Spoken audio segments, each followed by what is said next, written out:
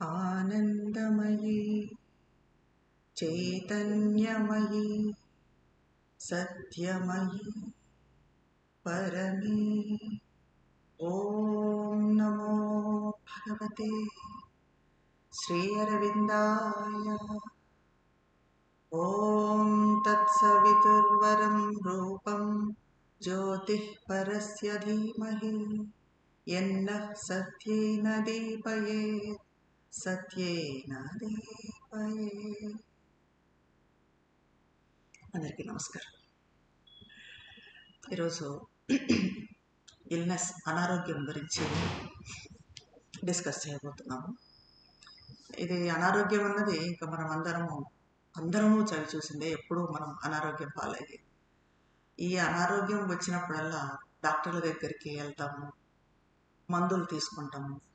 ఆ మెడిసిన్స్ ఒక్కోసారి పనిచేస్తాయి, ఒక్కోసారి అవి లేకపోతే యాంటీబయాటిక్స్ తీసుకోవాల్సి వస్తుంది, ఒక్కోసారి అది క్రానిక్ కూడా దారితీస్తుంది.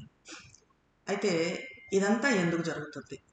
అనారోగ్యం అన్నదానికి కూడా ఒక కారణం ఉంటుంది. శారీరక కారణమే కాకుండా మన అంతరాత్మ నుంచి, మన ఇన్సైడ్ నుంచి, మన ఇంటర్నల్ నుంచి వెళ్ళే కారణం కూడా ఉంటుంది. అది ఏంది? మన ఇంటర్నల్తో, మన ఇన్నర్ బీయింగ్తో మరి మనము మన అనారోగ్యాన్ని నయం చేసుకోగలమా, క్యూర్ చేసుకోగలమా అన్నది ఈరోజు చూద్దాము. ఇల్నెస్ ఈజ్ డిసీక్విలిబ్రియం అంటారు మదర్. అంటే ఇల్నెస్ అన్నది, అనారోగ్యం అనేది కేవలము ఒక అసమతుల్యత మాత్రమే. ఎక్కడో ఈక్విలిబ్రియం లేకపోతే మనలో అనారోగ్యం చోటు చేసుకుంటుంది. ఎక్కడైతే అనారోగ్యం పాలయ్యామో అక్కడ తిరిగి మనము ఈక్విలిబ్రియంని, అంటే సమతుల్యతను నెలకొల్పుకోగలిగితే ఆ అనారోగ్యము మాయమైపోతుంది అంటారు మదర్. అయితే శరీర కోణం నుంచి చూస్తే 2 రకాల ఈ డిసీక్విలిబ్రియంస్, అంటే అసమతుల్యతలు ఉంటాయి. ఒకటి ఆర్గానిక్, ఇంకొకటి ఫంక్షనల్. ఆర్గానిక్ అంటే మన ఆర్గన్స్ సరిగా పనిచేయకపోతే, సరైన పద్ధతిలో లేకపోతే అది ఆర్గానిక్ డిసీక్విలిబ్రియం. అదే ఫంక్షనల్ అంటే పని విధానం అన్నది సరిగా లేదంటే అప్పుడు అది ఫంక్షనల్ అవుతుంది. ఇప్పుడు ఒక అవయవము, ఒక ఆర్గన్ ఏదైనా కానివ్వండి, మన కాలు కానీ, చెయ్యి కానీ, బ్రెయిన్ కానీ తనంతట తానుగా అసమతుల్యతలో, ఇంబ్యాలెన్స్లో ఉంటే అది ఆర్గానిక్ అసమతుల్యత. అప్పుడు ఆ అవయవం అనారోగ్యానికి గురైందని, లేకపోతే సాధారణ స్థితిలో లేదని, లేకపోతే దానికి ఏదో ప్రమాదం జరిగిందని అర్థం. అంటే ఇక్కడ ఆ అవయవం మాత్రమే, కాలు కానీ, చెయ్యి కానీ, హార్ట్ కానీ, అవయవం మాత్రమే జబ్బు చేసింది. కానీ ఫంక్షనల్ అసమతుల్యత అనంటే మనలో అవయవాలన్నీ కూడా చాలా మంచి స్థితిలో ఉండొచ్చు, కానీ వాటి పనితీరులో సమతుల్యత లేకుండా పోవచ్చు. దీనివలన మనకు అనారోగ్యం కలగచ్చు. ఉదాహరణకి మన డైజెస్టివ్ సిస్టమ్, జీర్ణాశయం చాలా బాగుండొచ్చు, కానీ అకస్మాత్తుగా అది ఏదో సరిగా పని చేయకపోవచ్చు. డైజెస్టివ్ సిస్టమ్ అంటే అది functioning, it's not an organ.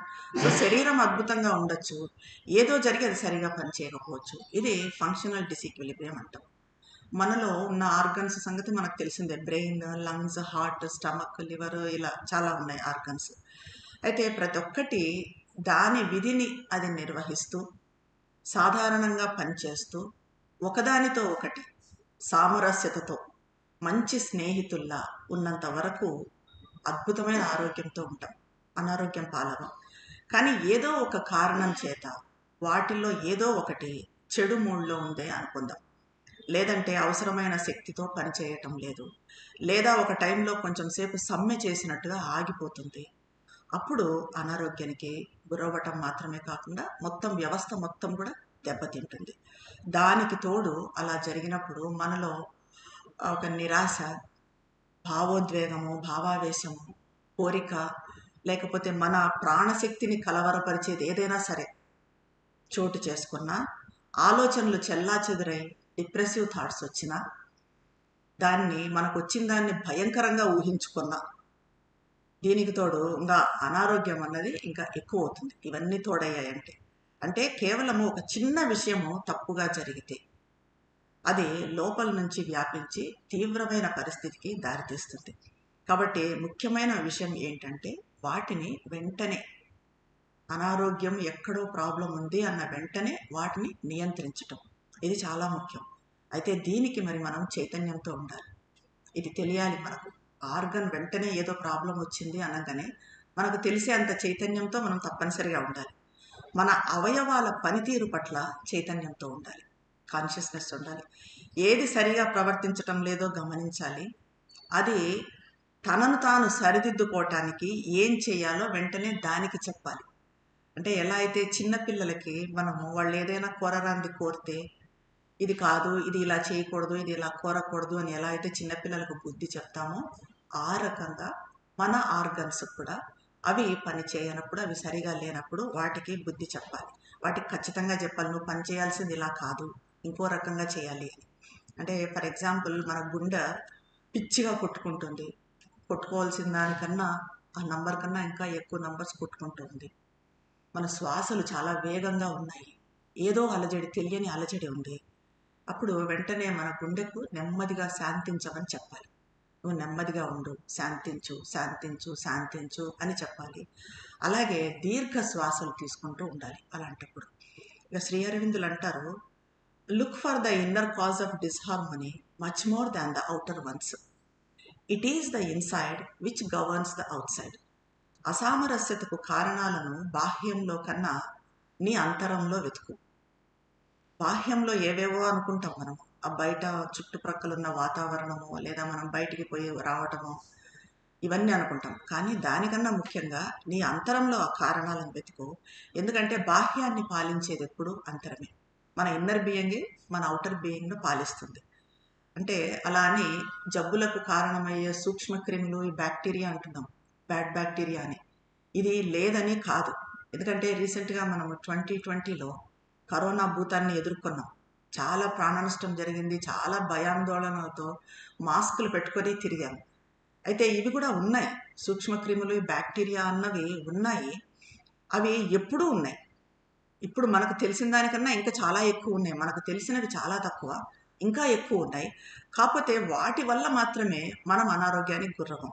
ఎందుకంటే ఎప్పుడూ అవి అక్కడే ఉంటాయి, కొత్తగా వచ్చేది ఉండదు. అలా ఉన్నప్పటికీ, అక్కడే ఉన్నప్పటికీ చాలా రోజుల వరకు మనం అనారోగ్యానికి గురవ్వం. కానీ అకస్మాత్తుగా ఏదో ఒక రోజున మనల్ని ఏదో ఒకటి పట్టుకొని జబ్బు పడేలా చేస్తుంది. ఇలా ఎందుకు జరుగుతుంది అంటే మనలోని రోగ నిరోధక శక్తి, ఇమ్యూనిటీ సరిగా లేకపోవటం వల్ల, అలాగే ఏదో ఒక భాగంలో అసమతుల్యత, ఇంబ్యాలెన్స్ అన్నది ఏర్పడటం వల్ల అది జరుగుతుంది. కానీ మనము మన అంతర్గత శక్తితో, మన ఇన్నర్ పవర్తో ఆ సమతుల్యతను, ఆ బ్యాలెన్స్ను నెలకొల్పుకోగలిగినామంటే ఆ అసమతుల్యత కూడా అదృశ్యమవుతుంది. మనుషులను నయం చేయటానికి వేరే మార్గం అన్నదే లేదు. ఎవరైతే ఈ అసమతుల్యతను, ఈ డిజీక్విలిబ్రియంను గుర్తించి తిరిగి అక్కడ ఆ ప్లేస్లో ఆ బ్యాలెన్స్ని, ఆ ఈక్విలిబ్రియంను నెలకొల్పుకోగలుగుతారో అప్పుడే వారు జబ్బు నుంచి నయమవుతుంది వాళ్లకు. ఇక్కడ వ్యక్తులు రెండు రకాలుగా ఉంటారు, ఇది కూడా చూడాలి మనం. కొంతమందికి ఇలా అసమతుల్యత ఉండడం వాళ్ళకి ఇష్టంగా ఉంటుంది, వాళ్ళకు తెలియకుండానే వాళ్ళు పైకి అంటూ ఉంటారు, కానీ వాళ్ళకి ఇష్టంగా ఉంటుంది. మనం ఏదైనా సమతుల్యతను అక్కడ పెట్టాలి అని చూసినా, ఎన్ని మాటలు చెప్పినా, ఎంత పాజిటివ్ యాటిట్యూడ్ ప్రయత్నించినా కూడా మనము, వాళ్ళు దానికి లొంగరు. మరుసటి నిమిషమే సమతుల్యతను నెలకొల్పినా కూడా మళ్ళీ దాంట్లోకి వెళ్ళిపోతారు, అసమతుల్యతలోకి వెళ్ళిపోతారు. ఎందుకంటే వాళ్ళు దాన్ని ఇష్టపడతారు. పైకి లేదు, నేను అనారోగ్యంతో ఉండాలని కోరుకోవటం లేదు అంటారు, కానీ వాళ్ళకి తెలియకుండానే సబ్కాన్షియస్లో వాళ్ళ లోపల ఏదో దాన్ని పట్టుకొని ఉంటుంది. అలాగే దీనికి విరుద్ధంగా ఇంకొంతమంది ఉంటారు, పాజిటివ్ దృక్పథంతో ఉండేవాళ్ళు. వీళ్ళు ఈ ఈక్విలిబ్రియంను, అంటే ఈ సమతుల్యతను ఇష్టపడతారు, మనస్ఫూర్తిగా ప్రేమిస్తారు వీళ్ళు. వాళ్ళల్లో ఏదైనా చిన్న ప్రాబ్లం వచ్చినప్పుడు మనము సమతుల్యతను కానీ నెలకొల్పగలిగితే, అంటే డాక్టర్ కానీ వాళ్ళంతకు వాళ్ళు కానీ చిన్న సమతుల్యత వచ్చినా కూడా, కొంచెంగా నయమైనా కూడా వెంటనే కొద్ది నిమిషాల్లోనే శక్తి తెచ్చుకుంటారు, కోలుకుంటారు. కాబట్టి ఇదంతా కూడా మన ఇన్నర్లో మనం ఏ రకంగా దాన్ని తీసుకుంటున్నాము అన్న దాని మీద ఆధారపడి ఉంటుంది. అదే మదర్ అంటారు కదా, it is the body that cures itself, when the body wants to be cured it is cured. శరీరము తనను తాను స్వస్థపరచుకుంటుంది. శరీరం ఎప్పుడైతే నయం కావాలని కోరుకుంటుందో అప్పుడు అది నయం అవుతుంది. First of all you must not want it, and nothing in the body must want it. You must have a very strong will not to be ill. అన్నిటికంటే ముందు మనం అనారోగ్యాన్ని కోరుకోకూడదు ఎట్టి పరిస్థితుల్లో కూడా. మన శరీరంలోని ఏ భాగం కూడా దాన్ని ఆహ్వానించకూడదు. అనారోగ్యం బారిన పడకూడదు అనే బలమైన సంకల్పం మనలో ఉండాలి. ఇంకా రెండవ షరతు, ఇది బలమైన సంకల్పం ఉండడం అన్నది మొదటి షరతు, అనారోగ్యం బారిన పడకూడదు అని. ఇంకా రెండవ షరతు ఏంటంటే మదర్ కాన్షియస్నెస్ని, డివైన్ కాన్షియస్నెస్ని, ఆ దివ్య కాంతిని, ఆ డివైన్ లైట్ని మనలోకి ఇన్వోక్ చేసుకోవాలి, ఆహ్వానించాలి. ఇప్పుడు పరిశుభ్రత చర్యలు అని కూడా అంటాం. పరిశుభ్రంగా ఉండాలి, పరిశుభ్రమైన వాటర్ తాగాలి, ఇవన్నీ కూడా చాలా మటుకు ఫిల్టర్డ్ వాటర్ తాగాలి, ఇవన్నీ చూస్తున్నాం. ఇవి కూడా మదర్ అంటారు, ఆ వ్యక్తికి వాటిపై ఉన్న నమ్మకాన్ని బట్టి అవి పనిచేస్తాయి. పరిశుభ్రత చర్యలు కూడా మదర్ ఒక ఉదాహరణ చెప్తారు దీనికి. చాలా సంవత్సరాల క్రితము కలరా అంటువ్యాధి ఉండేది. ఇది ఎలా ఉండేది? చాలా తీవ్రంగా ఉండేది, భయంకరంగా, దాని నుంచి కోలుకోలేకపోయేవాళ్ళు ఒకప్పుడు. అయితే మదర్కి తెలిసిన ఒక ప్రాంతంలో, అక్కడ ఒక హాస్పిటల్లో ఒక చీఫ్ మెడికల్ ఆఫీసర్ ఉండేవాడు. అతను చాలా యాక్టివ్ పర్సన్. అతను అందరికీ టీకాలు వేయించాలి అనుకున్నాడు, వ్యాక్సిన్స్. సో అతను అందరికీ చెప్పేవాడు, మీరు ఈ వ్యాక్సిన్ వేయించుకుంటే తప్పనిసరిగా దీని నుంచి కోలుకుంటారు. ఒకవేళ మీరు ఈ వ్యాక్సిన్ వేయించుకోలేదు అనుకోండి, మీరు తప్పకుండా మరణిస్తారు అని ఈ రకంగా గట్టిగా అధికారికంగా చెప్పేవాడు. దాంతో వాళ్ళంతా దాన్ని నమ్మారు. నమ్మేసి అందరూ ఆ వ్యాక్సిన్ వేయించుకున్నారు. ఒక 15 డేస్లోనే దాన్ని అరికట్టడంలో డాక్టర్ విజయం సాధించాడు, దాన్ని అరికట్టగలిగాడు. అయితే అది చాలా వేగంతో జరిగింది. మరి ఇది డాక్టర్ ఇచ్చిన వ్యాక్సిన్ వల్లనే జరిగిందా అంటే, వ్యాక్సిన్ కన్నా ఎక్కువగా ఆ డాక్టర్ వాళ్ళలో ఆ ఫెయిత్, ఆ విశ్వాసం, ఆ నమ్మకం అనేది కలిగించాడు. ఆ నమ్మకం అన్నది అక్కడ ప్రజల్లో పనిచేసింది. ఆ నమ్మకంతో వాళ్ళు దాని నుంచి తొందరగా కోలుకున్నారు. అంటే అలాగే ప్రతి వ్యాధికి నయం చేసే ఒక బ్యాక్టీరియా కూడా ఉంటుంది, గుడ్ బ్యాక్టీరియా అంటాం దీన్ని మనం. అయితే ఈ విచిత్రం ఏంటంటే, ఈ సూక్ష్మజీవి, ఈ గుడ్ బ్యాక్టీరియా బ్యాడ్ బ్యాక్టీరియా కన్నా ఇంకా ఎక్కువ ఫాస్ట్గా వ్యాపిస్తుంది. మనకి ఈ సంగతి తెలియదు. మనం బ్యాడ్ బ్యాక్టీరియా గురించి భయపడతాం, కానీ మనలో ఈ గుడ్ బ్యాక్టీరియా డెవలప్ చేసుకోవటానికి మనం ఆలోచించం. అదే ఇంకా ఎక్కువగా పనిచేస్తుంది, అదే ఎక్కువగా వ్యాపిస్తుంది. ఇది సాధారణంగా 2 సందర్భాల్లో అభివృద్ధి చెందుతుంది అంటారు మదర్. ఇది గుడ్ బ్యాక్టీరియా అన్నది. అంటే దానికి కూడా కేవలం మనం ఏవో అవి తిని ఇవి తిని గుడ్ బ్యాక్టీరియా మనలో వస్తుంది అనుకోవడం కాదు, అది కూడా కొంతవరకు పనిచేస్తుందేమో. కానీ దానికన్నా కూడా మనలో ఒక మంచి హాస్యం ఉండాలి, హ్యూమర్ అన్నది ఉన్న వాళ్ళలో. అలాగే త్వరగా కోలుకోవాలి అని బలమైన సంకల్పం ఉన్న వాళ్ళలో ఈ గుడ్ బ్యాక్టీరియా అన్నది తొందరగా వ్యాప్తి చెందుతుంది. ఇది ఒక అంటువ్యాధిని ఎవరైనా ఒక నయం అవుతే మరో 3 వెంటనే నయం అవుతారు. ఈ గుడ్ బ్యాక్టీరియా అన్నది వచ్చిందంటే ఒకరిలో అది నయం అవుతే ఇంకా అందరిలో, ఆ తర్వాత కూడా ఒక 3-4 ఆ పక్కన ఉన్న వాళ్ళలో కూడా నయం కావడం జరుగుతుంది. శ్రీ అరవిందుల యోగం గురించి, శ్రీ అరవిందులు తలపెట్టిన ఆ బృహత్ కార్యం గురించి మనకు తెలిసిందే. అది చాలా గంభీరమైనది, అతిమానస యోగం, రూపాంతరీకరణ యోగం. దాన్ని చాలా గంభీరమైనది అనుకుంటాం. అది అంత గంభీరమైంది కాబట్టి శ్రీ అరవిందులు కూడా చాలా గంభీరంగా ఉంటారు అని అనుకుంటాం. అంత యోగం చేసేవాళ్ళు. మరి చాలామంది చూడండి, యోగం చేసేవాళ్ళు చాలా సీరియస్గా ఉంటారు. సో అలాగే మనం శ్రీ అరవిందుల్లో మనమే సీరియస్గా ఉంటే ఇంకా శ్రీ అరవిందులు మన గురువులు ఎంత ఉండాలి, అలా సీరియస్గా ఉంటారు అనుకుంటాం. కానీ శ్రీ అరవిందుల్లో మంచి హ్యూమర్ ఉండేది. శ్రీ అరవిందుల దగ్గర నిరోధ్ అని మనకందరికీ తెలిసిందే, విని ఉంటాం ఆ మాట. సీనియర్ సాధకులు ఉన్నారు. ఆయన శ్రీ అరవిందులకు కాలి ప్రమాదం జరిగినప్పుడు 12 ఇయర్స్ శ్రీ అరవిందుల దగ్గర ఉండి సేవ చేసుకున్నారు. ఆయనకు శ్రీ అరవిందులకు మధ్యన సంభాషణలు ఎప్పుడు చాలా హ్యూమరస్గా ఉండేవి. ఒకసారి నిరోధ్ శ్రీ అరవిందులను అడిగాడంట యోగ సాధన గురించి. స్వామి, అనార్థ సంద్రంలో పడి మునిగిపోయాను, అంటే యోగ సాధనలో నాకు ఇది రావటం లేదు, ఫలితం ఎక్కువగా కనిపించడం లేదు అన్నట్టుగా. దేనికోసమో విపరీతమైన దాహం వేస్తోంది. దానితో పాటు పాత కోరికల అలల తాకిడి, పాత కోరికలు నన్ను చుట్టుముట్టి ఇది చేస్తున్నాయి, డిస్టర్బ్ చేస్తున్నాయి. దీనికి మరి ఏమన్నా చిట్కా ఉందా అని అతను శ్రీ అరవిందులను అడిగాడు. దానికి శ్రీ అరవిందులు అన్నారు, దానికి మెడిసిన్ ఏంటి అంటే పైనుంచి పవిత్రీకరించిన ఇంజెక్షన్. పైనుంచి మనం ఇంజెక్షన్స్ పైనుంచి వేస్తాం. అది పైనుంచి ఊర్ధ్వం నుంచి పవిత్రీకరించిన ఇంజెక్షన్ అంటే మదర్ గ్రేస్, డివైన్ గ్రేస్, అది మనలోకి వెళ్ళాలి. క్రింద నుంచి విరేచనకారి తిరస్కారం. మనం మామూలుగా మోషన్ ఎలా అయితే వెళ్తామో అలాగా మనలో ఉన్న నెగిటివిటీస్ అన్నిటినీ రిజెక్ట్ చేయడం, రిజెక్షన్, విరేచనాకారి తిరస్కారం. అలాగే ద్రవాహారం మరి ఏం తీసుకోవాలి అంటే చైత్య పళ్ళరసం, సైకిక్ బీయింగ్ స్పర్శ, అది ఫ్రూట్ జ్యూస్ మనకి. ఇంకా పాలు మరి ఏం తీసుకోవాలంటే ఆత్మశక్తి పాలు, సోల్ పవర్. సో ఇలాంటి హాస్య చతురత విషయాలను లైట్గా తీసుకోవడం ఉన్నప్పుడు అనారోగ్యం నుంచి మనం తొందరగా కోలుకుంటాం. ఎక్కువగా మనలోని ఈ సందేహము, దిగులు, ఆత్మవిశ్వాసం లేకపోవటము, మనల్ని గురించి మాత్రమే ఆలోచించే స్వార్థపూరిత ధోరణి, మనం బాగుంటే చాలు, మన ఆరోగ్యం బాగుంటే చాలు అనే స్వార్థపూరిత ధోరణి, ఇది మనల్ని కాంతి నుంచి, దైవశక్తి నుంచి దూరం చేసి, వేరు చేసి దాడికి అనుకూలతనిస్తుంది. వ్యాధి ఈజీగా మన మీద దాడి చేస్తుంది. మనం అనారోగ్యం పాలు కావటానికి సూక్ష్మక్రిముల కన్నా ఇదే ఎక్కువ కారణం అంటారు మదర్. మన శాస్త్రవేత్తలు, సైంటిస్టులు దేన్నైతే సూక్ష్మజీవులు అని అంటున్నారో, మదర్ అంటారో, అవి లోతుగా పరిశీలిస్తే అవి కేవలము ఒక స్పందన స్థితి, ఒక వైబ్రేషన్ మాత్రమే. సూక్ష్మజీవులు అన్నవి ఒక వైబ్రేషన్ మాత్రమే.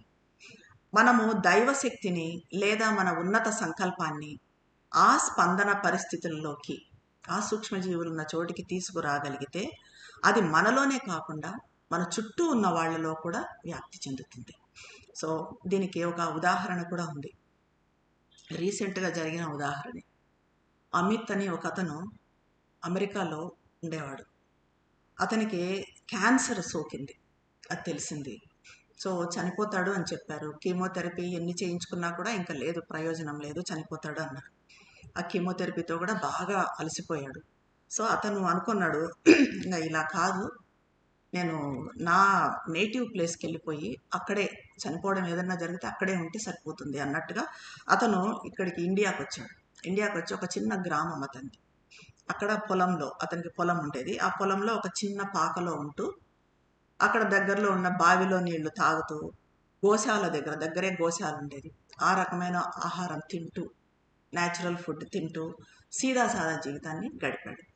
అయితే ఇదంతా ఈ సరళమైన జీవనశైలి, ఈ గ్రామస్తుల మద్దతు, అలాగే ఈ ప్రకృతి వైద్యం, ఇవన్నీ కలిసి ఆయన్ని 18 monthsలో, 18 నెలల్లో క్యాన్సర్ లేకుండా చేశాయి. అసలు చనిపోతాడు అనుకున్న క్యాన్సర్ నుంచి 18 monthsలో అతను విముక్తి చెందాడు. ఆ తర్వాత అతను ఇతర రోగులకు సహాయం చేయడానికి హీలింగ్ వైద్య అనే స్వచ్ఛంద సంస్థను కూడా ప్రారంభించాడు. ఇది మనకి గొప్ప స్ఫూర్తినిస్తుంది. ఎలా అంటే అనారోగ్యం పాలైనప్పుడు మనము ఆత్మవిశ్వాసాన్ని నిలుపుకోవాలి, మనకిది నయం అవుతుంది అన్న ఆత్మవిశ్వాసము, నయం చేసుకోవాలి అన్న సంకల్పము, ఆ నింపుకొని ఆపై వేరే పనుల్లో నిమగ్నం కావాలి. ఇక దాని గురించే ఆలోచిస్తూ ఉండకూడదు, ఆ అనారోగ్యం గురించే ఆలోచించకుండా అది అసలు ఉంది అన్న విషయమే మనం పూర్తిగా మర్చిపోవాలి. మనకు ఇది ఎలా చేయాలో తెలిస్తే, ఈ రకంగా ఉండటం ఎలాగో తెలిస్తే, అంటువ్యాధులు ఉన్న వ్యక్తులతో కలిసి ఉన్నా కూడా, మనం మామూలుగా ఎవరికైనా అంటువ్యాధి సోకింది అంటే వాళ్ళ దగ్గరికి వెళ్ళము, లేకపోతే మాస్కులు పెట్టుకుంటాం. కానీ ఈ రకంగా మనలో ఆత్మవిశ్వాసము, బలమైన సంకల్పము డెవలప్ చేసుకున్నప్పుడు వాళ్లతో ఉన్నా కూడా ఆ వ్యాధులు మనకు సోకవు. చాలామంది నాకు భయం లేదు అని చెప్తూ ఉంటారు, వాళ్ళ మనసులో కూడా ఎలాంటి భయము ఉండదు. కానీ వాళ్ళ మనసు ధైర్యంగానే ఉంటుంది, కానీ వాళ్ళ శరీరం ఎక్కడో సబ్కాన్షియస్లో వణుకుతుంది. ఆ విషయం వాళ్ళకి తెలియదు. ఎందుకంటే ఈ వణకడం అన్నది ఆ కణాల్లో జరుగుతుంది, అది ఒక భయంకరమైన ఆందోళనతో వణుకుతుంది, కాబట్టి అది అనారోగ్యాన్ని ఆకర్షిస్తుంది. సో ఎక్కడ మన సబ్కాన్షియస్లో కూడా ఈ రకమైన భయం అన్నది ఉండకూడదు. అప్పుడు సంపూర్ణ శాంతిని, అలాంటి భయం కానీ మనలో వచ్చింది, ప్రవేశించింది అంటే కాన్షియస్ కావాలి, చైతన్యం కావాలి.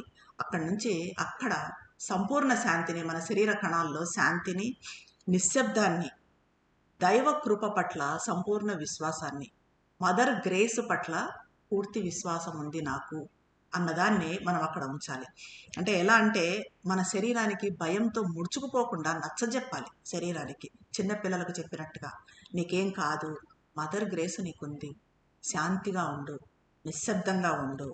ఇలా మనకు ఈ అంటురోగాల గురించి కూడా చాలా అపోహలు ఉన్నాయి. వాటిని మనం ఇలాంటి బలంతో, ఇలాంటి ఆత్మబలంతో, దైవ బలంతో వాటిని పారద్రోలాల్సి ఉంటుంది. ఉదాహరణకి ఎలా అంటే, ఈ అపోహలు కూడా ఎలా ఉంటాయి అంటే, ఈ ప్రపంచం అంతా అంటురోగాలతో నిండి ఉంది. ఒక వ్యక్తికి వ్యాధి ఉంటే అది తప్పకుండా అందరికీ సోకుతుంది. యోగ సాధనతో క్యూర్ చేసుకోవడం కాదు. ఇది యోగ సాధన అంటే యోగ సాధనే, ఇది క్యూర్ కాదు, క్యూర్ అయ్యేది కాదు. ఇలాంటివన్నీ కూడా ఆలోచనలు, ఇవన్నీ కూడా కలెక్టివ్ సజెషన్స్. వీటి ప్రభావంలో మనం పడకూడదు.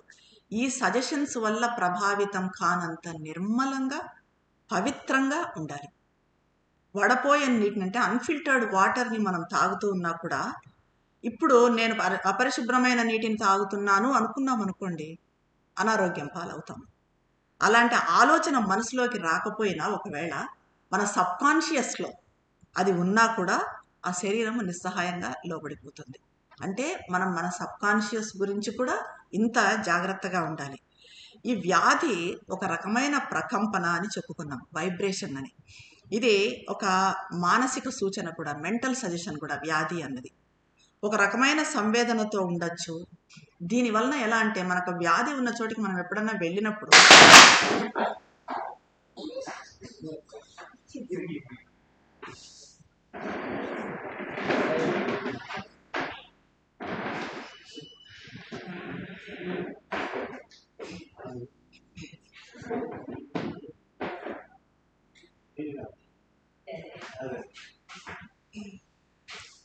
ఏం కాలేదు. అయితే ఇది ఈ వైబ్రేషన్, ఈ వ్యాధి ఉన్నది కూడా మనకి ఆ రుచి లేదా వాసన కూడా డిఫరెంట్గా ఉంటుందంటారు మదర్. అంటే మనలో ఆ టైప్ ఆఫ్ సూక్ష్మత, సటిలిటీ మనం డెవలప్ చేసుకుంటే, ఎక్కడైనా వ్యాధి ఉంది ఆ ప్రాంతంలో మనం ప్రవేశించాము అంటే దాని వాసన కానీ, దాని రుచి బట్టి కానీ మనము, ఆ మనిషి చెప్పకపోయినా కూడా మనకు అర్థమవుతుంది అక్కడ వ్యాధి ఉంది అని. కొంతవరకు మనకు హాస్పిటల్స్కి పోతే ఇది అనుభూతిలోకి, ఎక్స్పీరియన్స్లోకి వస్తుంది. హాస్పిటల్స్లో ఆ రుచి కానీ, ఆ వాసన కానీ, ఆ లక్షణం వేరేగా ఉంటుంది. సో ఈ రకంగా ఇది ఎలా డెవలప్ అవుతుంది మనలో అని అంటే, మనలో ఉన్న ఈ సటిల్ సెన్సెస్, సూక్ష్మ ఇంద్రియాలు అనేవి ఉంటాయి. వీటిని డెవలప్ చేసుకోవాలి. మనం ఇప్పుడు బయటికి కనిపించేవి మనకి, మన కళ్ళు, ముక్కు, చెవులు, నోరు, ఇవి మాత్రమే మామూలుగా పనిచేస్తాయి, ఇవి ఫిజికల్గా. కానీ వాటి వెనక ఇంకా సటిలిటీ ఉంటుంది, సూక్ష్మత ఉంటుంది. ఆ సూక్ష్మతను మనం డెవలప్ చేసుకోవాలి. మనలో ఇలా నిద్రాణంగా అనేక ఇంద్రియాలు ఉన్నాయి. అవన్నీ ఎలా అంటే భయంకరమైన తామసిక స్థితిలో ఉన్నాయి. ఇంకా మనలో ఉన్న ఇంద్రియాలన్నీ మేల్కొంటే ప్రస్తుతము ఎవరికీ తెలియకుండా దాటిపోతున్న విషయాలన్నింటినీ కూడా మనము గ్రహించగలుగుతాం. ఎన్నో విషయాలు మనకు తెలియకుండా దాటిపోతూ ఉన్నాయి.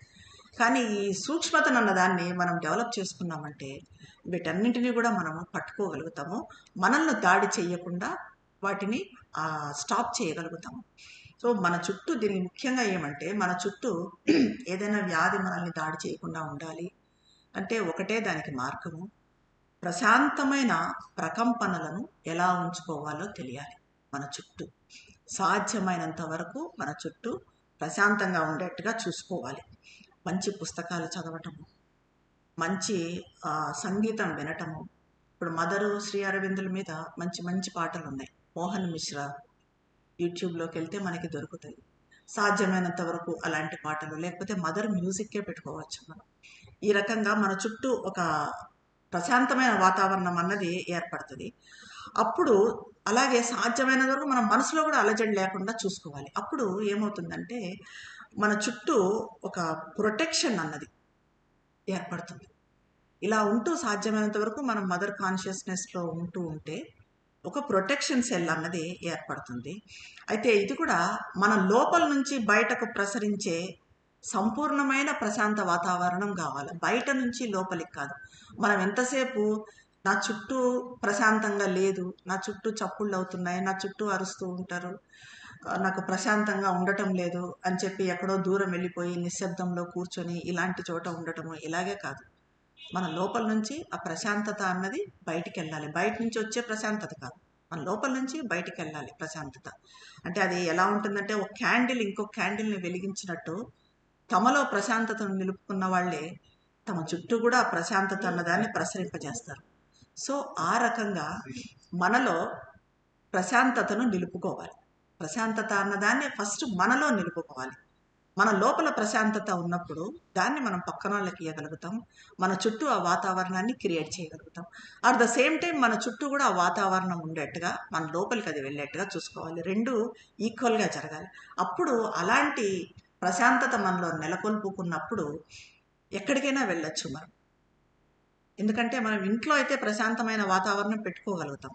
బయట ఎవరిళ్ళకో వెళ్ళాము, ఎక్కడో ఫంక్షన్స్కి వెళ్ళాము, అక్కడ మరి దాన్ని మెయింటైన్ చేయగలమా? చేయలేము. అక్కడ వాళ్ళకి చెప్పగలమా? చెప్పలేము. అప్పుడు ఏం చేయాలి? మన లోపల ఉన్న ప్రశాంతతే దాన్ని అనుభూతి చెందుతూ దాన్ని మన చుట్టుపక్కల వ్యాపింప చేయటానికి సాధ్యమైనంత వరకు ప్రయత్నం చేయాలి. అప్పుడు బయట నుంచి వచ్చే ఏ ప్రకంపనలు కూడా, అంటే ఈ సూక్ష్మజీవులు కానీ, బ్యాక్టీరియా కానీ, వ్యాధులు కానీ, ఇవేవి కూడా మనకు అంటుకోవు. మన చుట్టూ కూడా మదర్ అంటారు, ఎప్పుడు ఈ వైబ్రేషన్స్ అన్నవి డ్యాన్స్ చేస్తూ ఉంటాయి. ఈ ప్రకంపనలు డ్యాన్స్ చేస్తూ ఉంటాయి. ఈ ప్రకంపనల నృత్యాన్ని మనం చూడగలిగితే అప్పుడు ఇది అర్థమవుతుంది.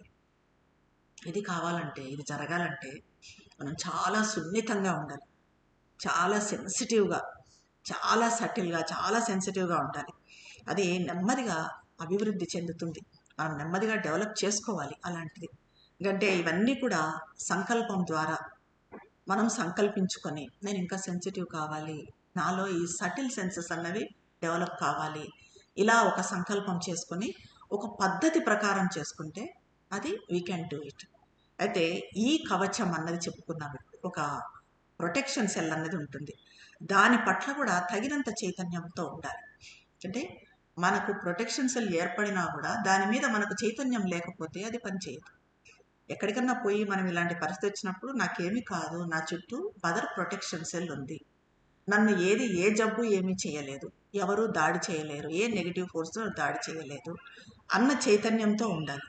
ఎందుకంటే ఏదైనా అట్లా ఉన్నప్పుడు మనము ఏదైనా చిన్నది మనల్ని తగలటానికి వచ్చినా కూడా మనలో ఒక చిన్న అసౌకర్యం ఉంటుంది, డిస్కంఫర్ట్ ఉంటుంది, ఆ అశాంతి తెలుస్తుంది. అప్పుడు మనము అప్రమత్తంగా ఉన్నాము అంటే వద్దు అని చెప్పి దాన్ని బలంతో బయటకు పంపించేయగలుగుతాం. బలంగా ఓహో ఇది నా దగ్గరకు వస్తుంది, దీన్ని నేను బయటకు పంపించాలి అని బయటకు పంపించగలం. దానికి చైతన్యంతో ఉండాలి, అప్రమత్తంగా ఉండాలి. అప్పుడు అది అక్కడితో ముగిసిపోతుంది. ఇంకా వ్యాధి అన్నది మనకు అంటుకోదు. ఒకవేళ ఆ క్షణంలో మనం చైతన్యంతో లేకపోతే మరి కొద్ది నిమిషాల తర్వాత మనకు లోపల ఒక వింత అనుభూతి, వెన్నులో వణుకు, ఒక అశాంతి మొదలవుతుంది. ఆ పరిస్థితి అక్కడ బాగలేదు అన్నది మనకు తెలియటం ఎలా తెలుస్తుంది అంటే ఈ అశాంతి మూలంగా, ఈ వణుకు మూలంగా తెలుస్తుంది. ఏదో అసమతుల్యతంగా ఉంది, ఏదో ఇక్కడ సామరస్యత, హార్మోని దెబ్బతిన్నది అని అనిపిస్తుంది. అప్పుడు ఇంకా ఎక్కువ ఏకాగ్రత వహించాలి. ఏది మనకు హాని చేయదు అన్న గొప్ప విశ్వాసాన్ని కలిగి ఉండాలి. ఇది సరిపోతుంది. ఆ క్షణంలోనే మనం అలా ఏకాగ్రతతో ఉన్నప్పుడు, అలా చైతన్యంతో ఉన్నప్పుడు ఆ క్షణంలోనే ఆ జబ్బును వెంటనే వదిలించుకోవచ్చు. కానీ దీన్ని వెంటనే చేయాలి.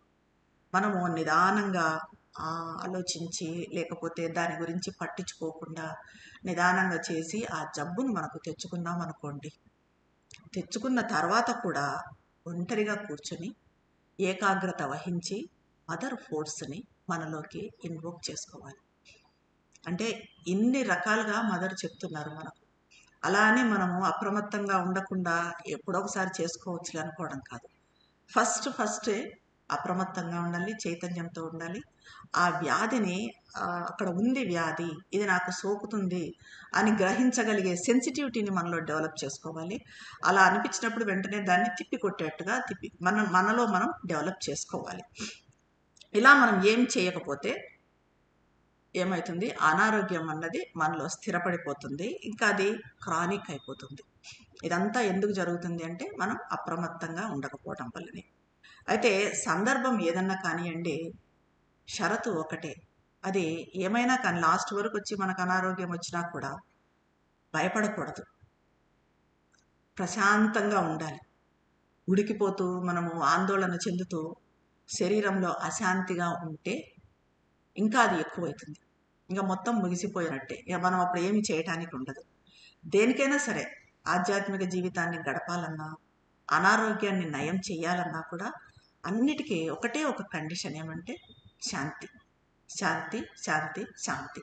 అలజడి ఉండకూడదు, ప్రశాంతంగా ఉండాలి. అయితే ఇప్పుడు ఆశ్రమ దర్శన సమయాల్లో, ఆశ్రమంలో మదరు శ్రీ అరవిందులు ఉన్నప్పుడు దర్శన సమయాల్లో అసుర శక్తుల దాడి చాలా ఎక్కువగా ఉండేది. శ్రీ అరవిందులు వాటి నుంచి శ్రీమాతను కాపాడే ప్రయత్నంలో తమ గురించి తాము మర్చిపోయారు.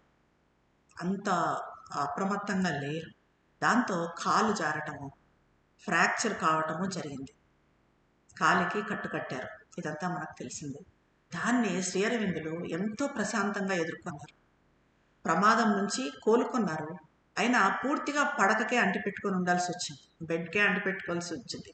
అయినా కూడా ఏమి కానట్టు ప్రశాంతంగా, అసలు ఎలాంటి కలవరపాటు, ఎలాంటి అలజడి లేకుండా, ఎవ్వరికి ఎదురు చెప్పకుండా ఆ డాక్టర్స్ ఏం చెప్తే అది ఆ సూచనలను పాటించేవాళ్ళు. అలవాటు లేని భంగ్యంలో ఎప్పుడు పడుకోవడం, ఇయర్స్ టుగెదర్ పడుకున్నారు. దాంతో ఆయనకు చాలా అసౌకర్యం ఉంటుంది. కానీ ఆయన ఎవ్వరిని కూడా ఇబ్బంది పెట్టేవారు కాదు, సాయం చేయమని కూడా అడిగేవారు కాదు. ఆ డాక్టర్ వస్తున్నప్పుడు, ఆ డాక్టర్ పేరు మణిలాల్ అనేవారంట శ్రీ అరవిందులు. మణిలాల్ వస్తున్నాడు, నా కాలు వేలాడదీయాలి అని అనేవారంట. ఆ డాక్టర్ దగ్గరికి వచ్చి ఎలా ఉంది అని అడిగితే అది ఇంకా వేలాడుతూనే ఉంది అని అనేవాళ్ళంట. అంటే ఆయన కాకుండా అదేదో శరీరంలో ఒక భాగము అన్నట్టుగా అంతా సరదాగా ఉండాలంట. ఇలాగా ఉండేవారు. అలా మనము జబ్బును, ప్రమాదాన్ని, జీవితంలో జరిగే ఈ దుర్ఘటనలను లైట్గా తీసుకోవటం అన్నది నేర్చుకోవాలి. ఈ లైట్గా తీసుకోవటంతో చాలా మటుకు జబ్బు 70% నయం అయిపోతుంది. ఈ మనలోని సందేహము, దిగులు, ఆత్మవిశ్వాసం లేకపోవటము, మనల్ని గురించి మాత్రమే ఆలోచించే ఈ స్వార్థపూరిత ధోరణి, ఇవన్నీ కూడా మనకు దైవం నుంచి వేరు చేస్తాయి. ఆ కాంతి నుంచి, ఆ శక్తి నుంచి వేరు చేస్తాయి. మదర్కి జపాన్లో జరిగిన సంఘటన ఒకటి 1919లో జపాన్లో జరిగింది. అప్పుడు జపాన్ దేశం అంతా కూడా ఒక భయంకరమైన ఫ్లూ వ్యాధి, స్వైన్ ఫ్లూ.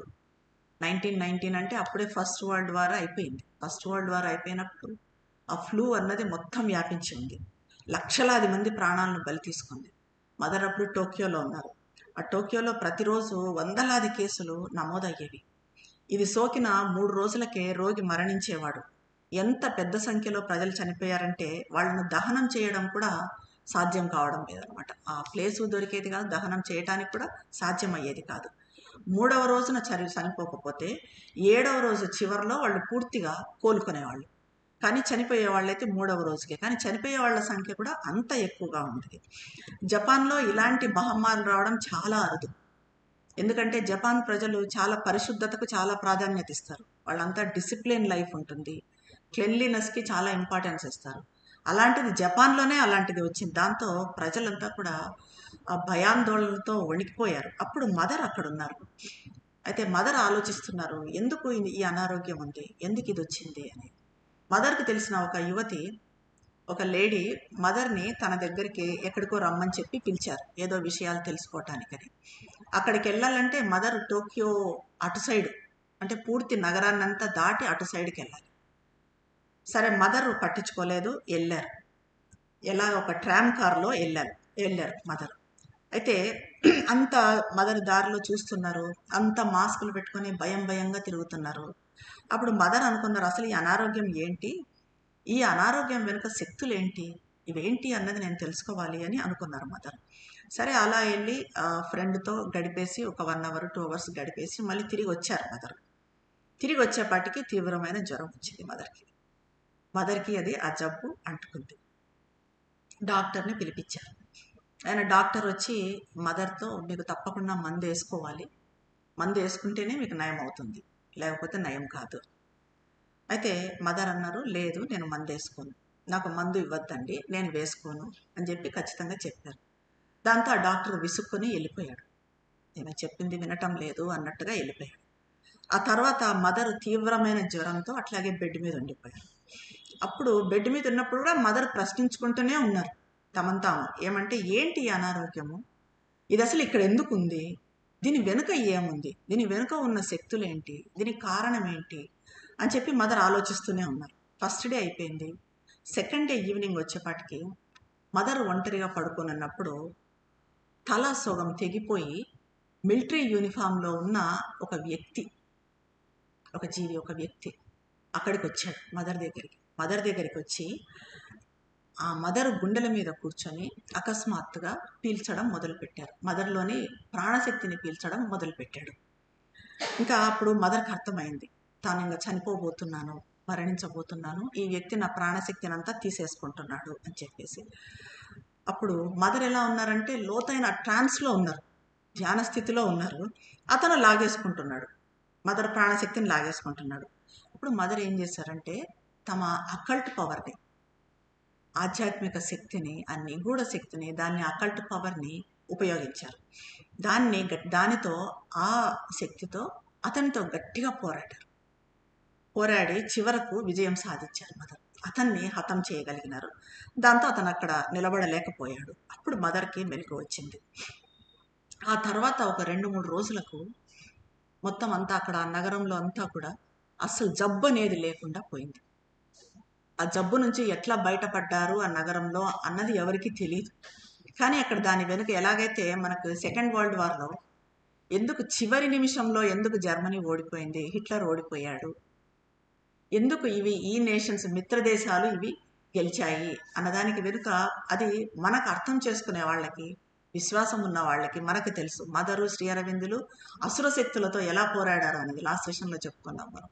అలాగే ఇక్కడ మదర్ చేసింది ఎవరికీ అర్థం కాలేదు, కానీ ఒక 2-3 డేస్లో అది మొత్తం నయమైపోయింది. అయితే మదర్ అంటారు, ఇది అసలు ఎందుకు వస్తుంది ఈ అనారోగ్యము అన్నది, ఇది మామూలుగా తమ శరీరాల నుంచి బలవంతంగా బయటకి నెట్టివేయబడిన జీవుల నుంచి ఉద్భవిస్తుంది. అంటే మొదటి ప్రపంచ యుద్ధం ముగిసే సమయంలో అప్పుడు అంతా ప్రజలు కందకాలు, డిచెస్ అంటారు చూడండి, భూమి కింద దవ్వుకుంటారు, వాటిల్లో దాచిపెట్టుకొని ఉండేవాళ్ళు. అయితే వాళ్ళు బాగా ఆరోగ్యంగా, పూర్తి ఆరోగ్యంతో ఉండేవాళ్ళు. ఈ బాంబు దాడుల వల్ల సడన్గా చనిపోయేవాళ్ళు. సో వాళ్ళకి ఒక్క క్షణంలో తమ శరీరాలు వెళ్ళిపోయినాయి, తమ శరీరాల నుంచి బయటికి వెళ్ళాము అన్నది వాళ్ళకి అర్థం కాదు. వాళ్లకు ఆ స్పృహ, చనిపోయాము అన్న స్పృహ కూడా వాళ్ళకు ఉండేది కాదు. ఇంకా శరీరం లేదు అన్నది వాళ్ళకు తెలియదు. అందుకే వాళ్ళు తమలో కనుక్కోలేని ప్రాణాన్ని ఇతర జీవుల్లో, ఇతరుల్లో వెతకడానికి ప్రయత్నించారు. అంటే వాళ్ళు అప్పుడు ఎంతమంది చనిపోయి ఉంటారు ఫస్ట్ వరల్డ్ వార్ తర్వాత? వాళ్ళంతా కూడా వ్యాంపైర్ల లాగా, రక్త పిశాచాల్లాగా మారిపోయారు. వాళ్ళు మనుషుల నుంచి శక్తిని పీల్చుకోవటము ప్రారంభించారు. అందుకే యుద్ధాలు జరిగిన తర్వాత వ్యాధులు ఎక్కువ అవుతాయి ఎక్కడైనా కూడా. దానికి తోడు అనారోగ్యం బారిన పడి చనిపోయిన వారి ప్రాణశక్తుల విచ్ఛిన్నం కూడా, డీకాంపోజిషన్ కూడా ఉంటుంది. ఆ సమయంలో దెబ్బతిన్న వాళ్ళ డీకాంపోజిషన్. అప్పుడు ఎలా ఉండేదంట అసలు ఆ పరిస్థితి, ఆ వాతావరణం ఎలా ఉండేదంట, ఒక రకమైన జిగటగా దట్టంగా ఉండే మేఘం లాంటి వాతావరణం ఉండేదంట. అంటే ఆ మేఘం నుంచి ఎవరు గాలి పీలుస్తారో వాళ్ళు అనారోగ్యం పాలయ్యేవాళ్ళు. ఇక ఇలాగా ఉంటుంది. అనారోగ్యాలు అన్నవి ఎందుకు వస్తాయి అన్నది దాని వెనుక కూడా ఇలాంటి శక్తులు పనిచేయటం ఉంటుంది. అయితే ఎవరైనా యోగ సాధన చేస్తూ అనారోగ్యం పాలవుతే ఒకవేళ అది ఖచ్చితంగా వారికి ఆధ్యాత్మిక జీవితంలోని ఇబ్బంది. యోగ సాధన తీవ్రంగా చేస్తూ అనారోగ్యం పాలవుతే మాత్రము అది ఆధ్యాత్మిక జీవితం వల్ల వచ్చిన ఇబ్బంది. ఎవరైనా యోగంలో నిమగ్నం కాకుండా మామూలు సాధారణ, బయట చాలామంది ఉంటారు, సాధారణ జీవితంలో సాధారణ రీతిలో జీవిస్తూ ఉన్నట్టయితే, సాధారణ జీవితం గడుపుతూ ఉన్నట్టయితే అది మామూలు సాధారణ ప్రమాదం లాంటిది. కానీ ఆధ్యాత్మిక జీవితం గడిపే వాళ్ళకు మాత్రము దాని వలన వచ్చిన జబ్బే అనమాట. అది పూర్తిగా వ్యక్తి మీద ఆధారపడి ఉంటుంది. బయటకు లక్షణాలు ఒకేలా ఉండొచ్చు, కానీ లోపల కారణాలు మాత్రం పూర్తి భిన్నంగా ఉంటాయి. ఏ 2 అనారోగ్యాలు ఒకటేలా ఉండవు. వాటికి పేర్లు పెట్టి వివిధ రకాలుగా వర్గీకరించినా కూడా ప్రతి వ్యక్తి తనదైన రీతిలో అనారోగ్యానికి గురవుతాడు. అతను అనారోగ్యానికి గురయ్యే విధానము, అతను ఎవరో, అతని చైతన్యం ఎలాంటిదో, వీటన్నింటి మీద ఆధారపడి ఉంటుంది. అతను ఏం చేస్తున్నాడు, ఎలా ఉన్నాడు, అతని చైతన్యం ఎలా ఉంది, వీటన్నిటి మీద అతను ఎదుర్కొనే అనారోగ్యం ఆధారపడి ఉంటుంది.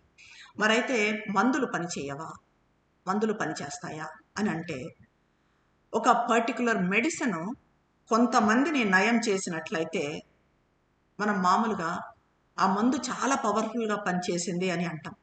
కానీ అది నిజం కాదు. దానికి నిరూపణ ఏమంటే, అదే మందును అదే విధంగా 100 మందికి ఇస్తే వాళ్ళలో ఏ ఇద్దరికి కూడా ఒకే విధమైన ఫలితాలు ఉండవు. కొన్నిసార్లు ఫలితాలు పూర్తి వ్యతిరేకంగా ఉంటాయి. కాబట్టి నయం చేసేది ఔషధంలోని గుణం మాత్రం కాదు, అది మాత్రమే కాదు, దాని మీదున్న నమ్మకం, దాని మీదున్న విశ్వాసం. శరీరము ఆత్మవిశ్వాసం పొందేందుకు మందులు సహాయపడతాయి. ఆత్మవిశ్వాసం పొందుతుంది. ఎందుకంటే నేను పలానా మందు తీసుకున్నాను, జలుబు వచ్చింది, దానికి మందు తీసుకున్నాను, నాకు నయం అవుతుంది అన్న నమ్మకం మనకు ఉంటుంది. ఆ నమ్మకంతో అది నయం కావడం జరుగుతుంది. ఈ ఆత్మవిశ్వాసంతో కూడా జబ్బులు నయం అవుతాయి. ఇది డాక్టర్స్ కూడా ఇప్పుడు చెప్తూనే ఉన్నారు, మేము మందులు ఇస్తున్నాము కానీ దాని మీద మీకు నమ్మకం ఉండాలి అని డాక్టర్స్ చెప్తూనే ఉంటారు. మనం మందు తీసుకున్నాక ఇప్పుడు అంతా బాగుంటుంది, ఇప్పుడు నేను ఇది తీసుకున్నాను కాబట్టి అంతా సరిగా జరగబోతుంది అన్న చిన్న విశ్వాసం అది చాలా సహాయపడుతుంది. శరీరం అప్పుడు కోలుకోవాలి అని నిర్ణయించుకుంటుంది, అప్పుడు అది నయం అవుతుంది. ఇంకోటి 1957లో జరిగిన కేసు ఉంది. మిస్టర్ రైట్ అన్న వ్యక్తి, అతనికి లింపోసార్కోమా అనే క్యాన్సర్ జబ్బు వచ్చింది. అతనికి శరీరం అంతా కూడా ట్యూమర్స్, మొత్తం మరణానికి చాలా సమీపంలో ఉన్నాడు, అంత ట్యూమర్స్ ఉన్నాయి. శ్వాస తీసుకోవటానికి కూడా ఆక్సిజన్ మాస్క్ అవసరమయ్యేది. అయితే క్రేబియోజెన్ అనే కొత్త ప్రయోగాత్మక మందు గురించి అతనికి తెలిసింది. అది ఇంకా ప్రయోగంలో ఉంది, ఇంకా మనుషుల మీద ప్రయోగించలేదు, అది ప్రయోగం చేస్తున్నారు క్యాన్సర్ మీద అని చెప్పి తెలిసింది. అతను డాక్టర్స్ని ఆ మందు ఇమ్మని చెప్పి అడిగాడు. డాక్టర్స్ ఇది ఇంకా ఎక్స్పెరిమెంట్లో ఉంది, సో దీన్ని ఇవ్వడానికి కాదు అన్నా కూడా అతను వినలేదు, ఆ మందు తీసుకున్నాడు. అయితే ఆ మందు రక్షిస్తుంది అని నమ్మాడు. అయితే ఆ మందు తీసుకున్న వెంటనే అతనికి ఆ ఉన్న ట్యూమర్స్ అన్నీ కూడా ఆ స్టవ్ మీద, వేడి స్టవ్ మీద పెట్టిన మంచుగడ్డల్లాగా వెంటనే కరిగిపోయాయి. కొన్ని రోజుల్లోనే అతనికి నయమైంది. నర్సులతో జోకులు వేయటము, సరదాగా తిరగటము, ఇదంతా చేస్తూ ఆసుపత్రి నుంచి డిశ్చార్జ్ అయ్యాడు. ఆ తర్వాత కొన్ని రోజుల తర్వాత ఏం జరిగిందంటే ఈ కెబ్రియోజన్ అనే మందు ఇది యూజ్లెస్, ఇది నిరుపయోగము, ఇది పని చెయ్యదు అని వార్తలు వచ్చాయి. ఆ వార్తలు ఇతను చదివాడు. వెంటనే మళ్ళీ అతనికి ట్యూమర్స్ వచ్చాయి. అంటే ఆ వార్తలు అతని మీద పనిచేశాయి, దాంతో ట్యూమర్స్ వచ్చాయి. ట్యూమర్స్ మళ్ళీ పెరిగాయి. అయితే దీన్ని డాక్టర్ గమనించాడు, అతని డాక్టరు. సరే అతనికి ఒక అబద్ధం చెప్పాడు. కొత్త వర్షను, అత్యంత శక్తివంతమైన మందు, కొత్త వర్షన్, న్యూ వర్షన్ వచ్చింది, అది మీకు ఇస్తాను, నయం అయిపోతుంది అన్నాడు. అనేసి అతను స్టెరైల్ వాటరు ఇంజెక్ట్ చేశాడు. వెంటనే అతనికి అవి తగ్గిపోయాయి, ట్యూమర్స్ తగ్గిపోయాయి. అంటే మందుల మీద మనం పెట్టుకునే విశ్వాసం అన్నది అది ఎంతగా పనిచేస్తుంది, ఎంత బలంగా పనిచేస్తుంది అనడానికి ఉదాహరణ ఇది. అయితే అక్కడ కూడా అనేక రకాల అవకాశాలు ఉన్నాయి. కొంతమంది విషం తీసుకున్న, విషప్రయోగం జరగనంత పరిపూర్ణమైన అంతర్గత నియంత్రణ స్థితిలో ఉంటారు. అలాంటి యోగులు ఉంటారు. విషం తీసుకున్నా కూడా విషం తీసుకోనట్టుగా ఉంటారు. కొంతమంది చిన్న గీత పడినా కూడా కంగారుగా డాక్టర్ దగ్గరికి పరిగెత్తి అంతా హడావిడి చేసేసి అన్ని రకాల మందులు, రకరకాల మందులన్నీ వాడేవాళ్ళు ఉంటారు. మరి అయితే శరీరము అనారోగ్యానికి గురవుతుంది. మనలో 3 భాగాలని చెప్పుకుంటాం ఎప్పుడు. శరీరము, వైటల్, ప్రాణము, మనసు, మైండ్. బాడీ, వైటల్, మైండ్, ఈ 3 భాగాలని చెప్పుకుంటాం. సరే, శరీరం అనారోగ్యానికి గురయ్యింది. శరీరం అనారోగ్యానికి గురైనప్పుడు మరి మనసు, ప్రాణశక్తి, వైటల్, మైండ్, ఇవి కూడా అనారోగ్యానికి గురవుతాయా? శరీరం అనారోగ్యానికి గురవుతాయి అంటే అవసరమేం లేదు. అనారోగ్యం అన్నది సాధారణంగా అస్తిత్వంలోని వివిధ భాగాల మధ్య సమన్వయం తప్పడం వల్ల జరుగుతుంది. అంటే ఉదాహరణకి శరీరము ఒక పురోగతిని, ఒక ప్రోగ్రెస్ని అనుసరించలేకపోవచ్చు, కానీ మనసు, వైటలు చాలా ప్రోగ్రెస్ సాధించి ఉండొచ్చు. అప్పుడు శరీరం మూలంగా ఇవి వెనకబడిపోతాయా అంటే అలా వెనకబడిపోవడం అన్నది జరగదు. ఇప్పుడు భయంకరమైన నయం చేయలేని వ్యాధులతో ఏళ్ల తరబడి అనారోగ్యంతో బాధపడుతూ కూడా తమ మానసిక సామర్థ్యాన్ని అద్భుతంగా, స్పష్టంగా ఉంచుకొని పురోగతి సాధించిన వాళ్ళు ఉన్నారు. మదర్ దానికి చాలా ఎగ్జాంపుల్స్ చెప్తారు. షుల్లీ ప్రుదోమ్ అనే ఫ్రెంచ్ కవి, అతను ప్రాణాంతకమైన అనారోగ్యంతో ఉన్నప్పుడే అత్యంత అందమైన కవితలు రాశాడు. అతని శరీరం ముక్కలైపోతున్నా, క్షీణిస్తున్నా కూడా అతను మాత్రం అందరితో నవ్వుతూ ఎంతో ఆహ్లాదంగా ఉండేవాడు. అలాగే మనకు తెలిసిన ఉదాహరణ, రీసెంట్ ఉదాహరణ కూడా, బ్లాక్ హోల్స్ గురించి పరిశోధన చేసిన సైంటిస్ట్ స్టీఫెన్ హాకింగ్. అతను తన 21st ఇయర్ అప్పుడే 21వ ఏటనే ఏఎల్ఎస్ అనే నరాల వ్యాధికి గురయ్యాడు. అది క్రమంగా పక్షపాతానికి గురయ్యింది. ఒక 2-3 ఏళ్ళు మాత్రమే బతుకుతాడు అని చెప్పాడు. కానీ అతను రీసెంట్గా చనిపోయాడు. ఆ తర్వాత 50 ఏళ్ళు బ్రతికాడు. ఎటువంటి అద్భుతమైన పరిశోధనలు చేశాడు. విశ్వం గురించి ఎన్నో రహస్యాలు ఛేదించాడు. మనకు దీనికి అంత కారణం ఏమంటే మన బాహ్య జీవితం వెనుక ఒక అంతర్గత జీవితం అన్నది ఉంటుంది. మనం చేసే సాధనలతో ఆ అంతర్గత జీవితం అన్నది మనం డెవలప్ చేసుకుంటే అప్పుడు అనారోగ్యానికి కారణాలే మారిపోతాయి. అవి ఎప్పుడూ అస్తిత్వంలోని వివిధ భాగాల మధ్య సమతుల్యత దెబ్బతినడాన్ని చూపిస్తాయి. యోగ సాధనతో మన ప్రాణశక్తిని, మానసిక చేతనను మనం పెంచుకోవచ్చు. శరీరాన్ని పట్టించుకోకుండా ఉండొచ్చు. శరీరాన్ని పట్టించుకోకుండా మనసు, ప్రాణం మాత్రం డెవలప్ అయితే శరీరము అలాగే అనారోగ్యం పాలవుతుంది. అందుకే మదర్ దీని గురించే మనకి 4 తపస్సుల గురించి చెప్తారు. తపస్య ఆఫ్, మీరు వినే ఉంటారు, tapasya of beauty, tapasya of power, tapasya of knowledge and tapasya of love. ఇవన్నీ కూడా ఏంటంటే తపస్య ఆఫ్ బ్యూటీ అంటే శరీరం. మనం శరీరాన్ని చక్కగా ఆరోగ్యంగా ఎలాంటి వ్యాయామాలు చేసుకుంటూ మంచి నిద్ర, ఆహారం, మంచి ఆహారము తీసుకుంటూ శరీరాన్ని చక్కని భంగిమలో ఉంచుకుంటూ పనులు పరిపూర్ణంగా చేస్తూ శరీరంతో ఆ శరీర చైతన్యాన్ని పెంచుకుంటూ శరీరాన్ని ఆరోగ్యంగా పెట్టుకోవాలి. అది తపస్య ఆఫ్ బ్యూటీ. ఇంకా అలాగే తపస్య ఆఫ్ పవర్ అంటే శక్తి తపస్సు. అది మన వైటల్. మనకు వైటల్ అన్నది చాలా పని చేస్తుంటుంది, చాలా సపోర్ట్ ఇస్తుంది మనకు. వైటల్ లేని ఏ పని చేయలేము. ఇప్పుడు నేను నా వైటల్ లేని నేను మాట్లాడలేను, మీరు వినలేరు. ఇక్కడికి రావాలన్నా కూడా వైటల్ కావాలి.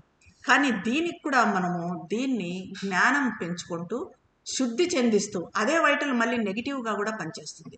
మనలో ఉన్న నెగిటివిటీస్కి అన్ని కారణం ఏంటంటే ఈ వైటలే. సో దాన్ని అలా కాకుండా జ్ఞానం వైపుకు మళ్ళించి దాన్ని శుద్ధి చెందిస్తూ దాన్ని డెవలప్ చేసుకోవాలి.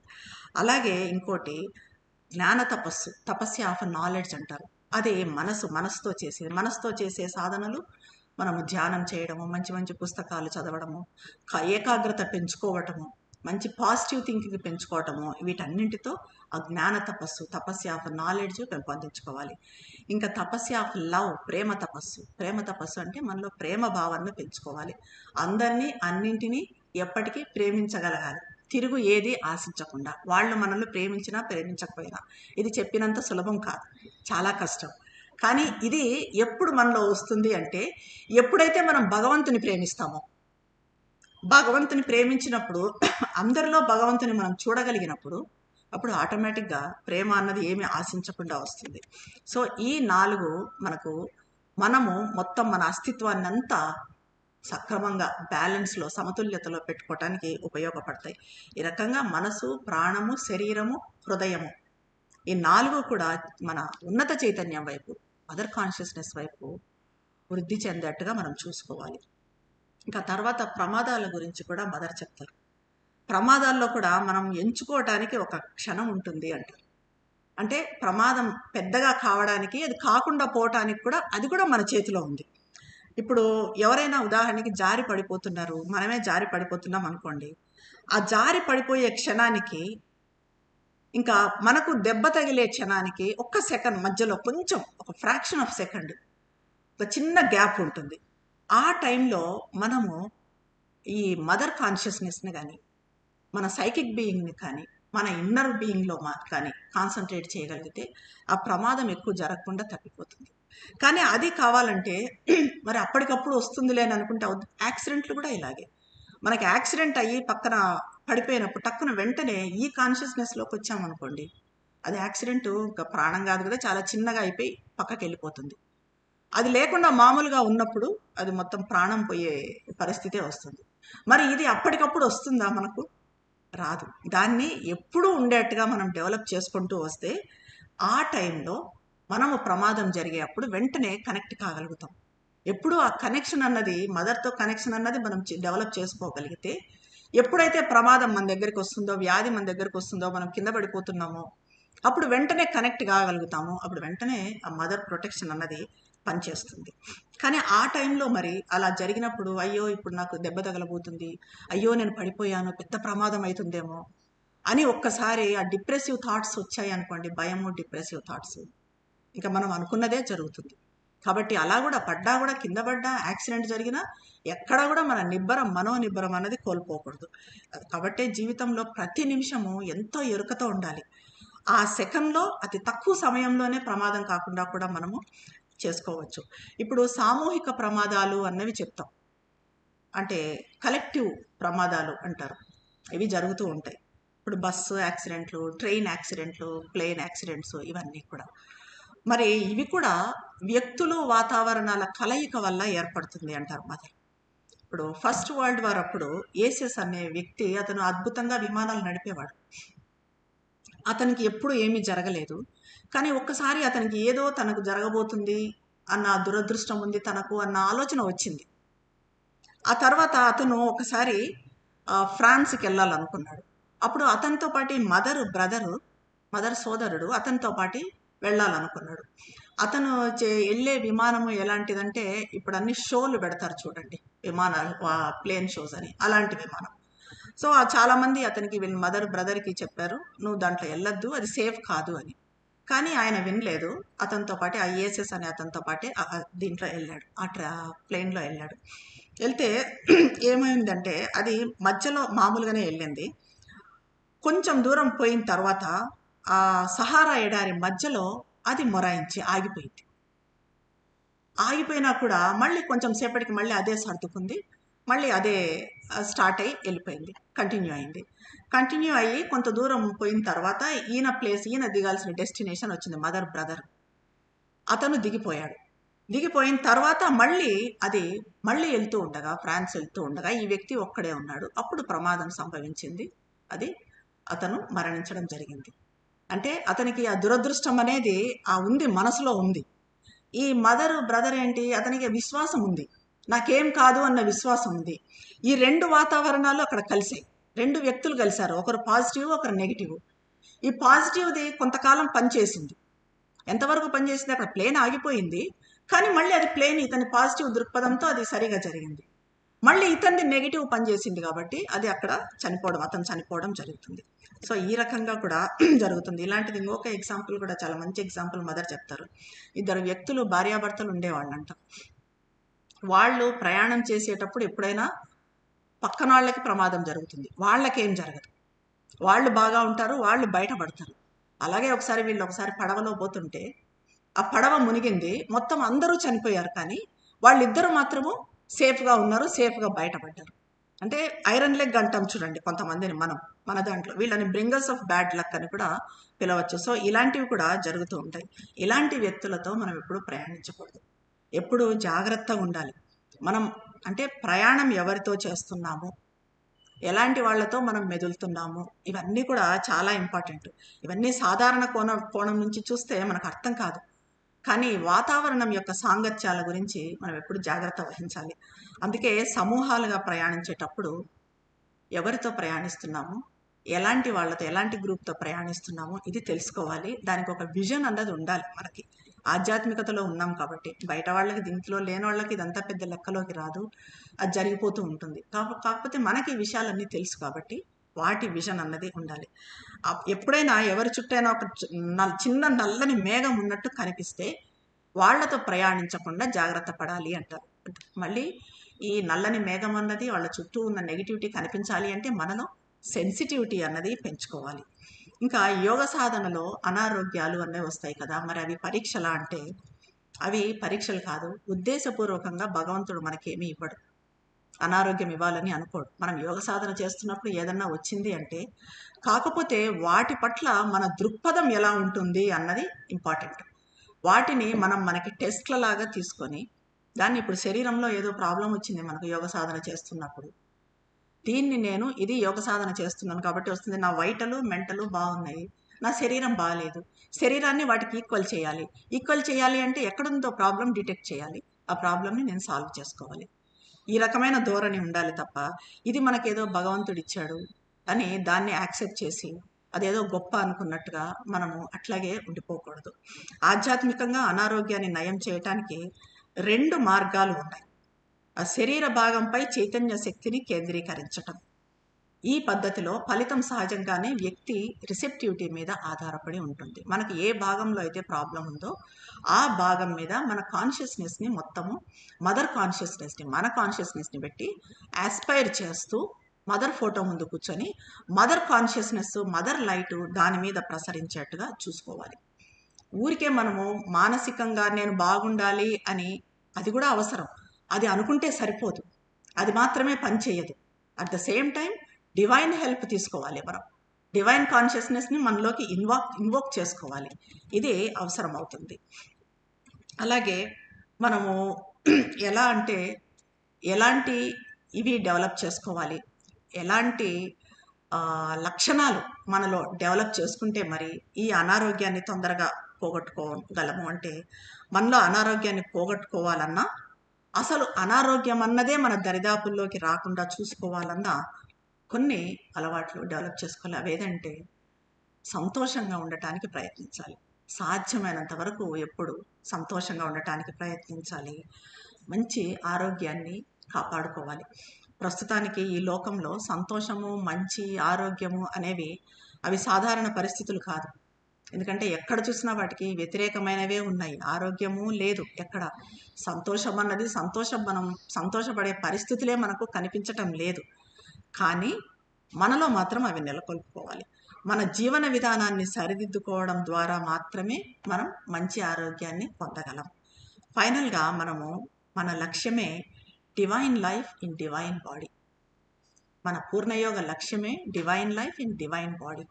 కాబట్టి దానికోసము వ్యాయామాలు చేయటము, క్రమబద్ధమైన జీవితం గడపటము, బాగా ఆరోగ్యకరమైన ఆహారం తినటము, శారీరక శ్రమ చేయటము, బాగా నిద్రపోవటము, ఇవన్నీ కూడా ఈచ్ అండ్ ఎవ్రీథింగ్ ఇవన్నీ ఇంపార్టెంటే. మంచి ఆరోగ్యంలోనే మనకి ట్రాన్స్ఫర్మేషన్కి అవకాశం ఉంటుంది. మన ఆరోగ్యం బాగుంటేనే మన ట్రాన్స్ఫర్మేషన్ ఏదైనా, ఇప్పుడు మన యోగమే ట్రాన్స్ఫర్మేషన్ యోగా. అది ఎప్పుడు చేయగలము? మన ఆరోగ్యము మనవన్నీ కూడా బాగుంటేనే చేయగలము. ఇంకా విశ్రాంతి కూడా అవసరం. మదర్ చెప్తారు, పడుకోబోయే ముందు శరీరాన్ని ఒక పాతగుడ్డలాగా చేసేయాలట. ఒక పాతగుడ్డలాగా చేసేసి ఒక ధ్యాన స్థితిలో నిష్కల్మషమైన భక్తితో మదర్ని ప్రార్థించుకుంటూ ధ్యాన స్థితిలో నిద్రపోయాము అంటే అది మంచి నిద్ర అవుతుంది. ఆ నిద్ర కూడా మనకు సాధన అవుతుంది. విజయం సాధించే వరకు మనము ప్రయత్నం చేస్తూనే ఉండాలి. ఈ ప్రయత్నాలన్నీ ఇవన్నీ చేసుకుంటూనే ఉండాలి. ఈ ప్రయత్నం అన్నది ఒక టైంకి ఎండ్ అయ్యేది కాదు, ఒక వయసుకు ఎండ్ అయ్యేది కాదు.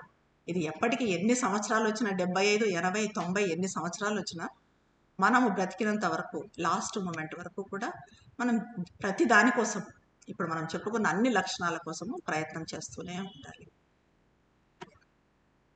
ఇది అనారోగ్యం గురించి మదర్ మనకు ఈరోజు చాలా అద్భుతమైన విషయాలు అందించారు అని అనిపిస్తుంది, విత్ ఎగ్జాంపుల్స్. ఇటువంటి జ్ఞానాన్ని ప్రసాదించిన శ్రీమాతకు దివ్యజననికి శతకోటి వందనం సమర్పించుకుంటున్నాను.